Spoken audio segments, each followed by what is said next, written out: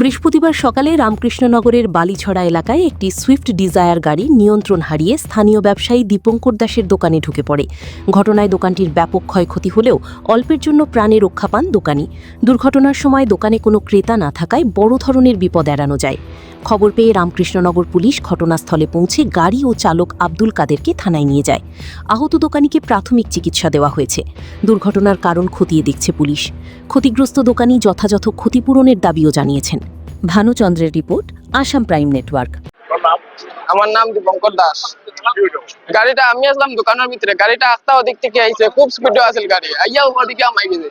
মা আসলা অন্য চারু তো মায়ে খালি চাপড়া ওটাই অন্য আসল তাই যদি ওদিকে যদি যাইতা না তে আজকে হয়তো আমার মাও থাকলো না। অন্য যদি কাস্টমার দুইটা পা থাকতে হলে আজকে কাস্টমার থাকলো না। আর আমি যদি বাইরে যদি থাকতাম, একটু যদি বাইরে থাকতাম, হয়তো আমারও আজকে নিয়ে আড়াইলো। আজকে হয়তো দুইজন মানুষ জায়গা স্পট ডেট থাকলো না। যদি আজকে এই গাড়িটা যদি এর মধ্যে গাড়িটা মোটিফাইড গাড়ি কালকে থেকে খালি ডং ডাং করে শব্দ দেয়, তাতে গরমের মধ্যে এটা মাথার ধরে সাউন্ড খুব বেশি। মোটিফাইড মিজোরামের গাড়ি, তার লাইসেন্স আছে নিয়ে যে গাড়ি চালার। কয়টা 6:40-40। আমার দোকানের তো আস্তা শোকে যুগে ভাঙ্গিয়া হয়তো কি লাইন না একবারে খুঁটি উঠি ভাঙ্গিয়া পুরা পাক্কার খুঁটি আছে, পাক্কার খুঁটি উঠি ভাঙ্গিয়া নিয়ে ঢুকাইছে।